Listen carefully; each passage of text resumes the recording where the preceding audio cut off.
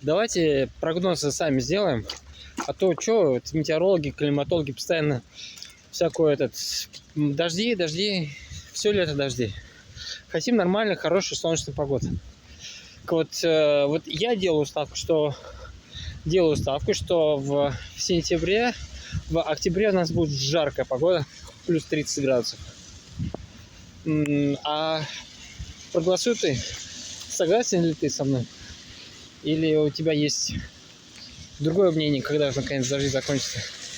Проголосуй это в комментариях. Давай посмотрим.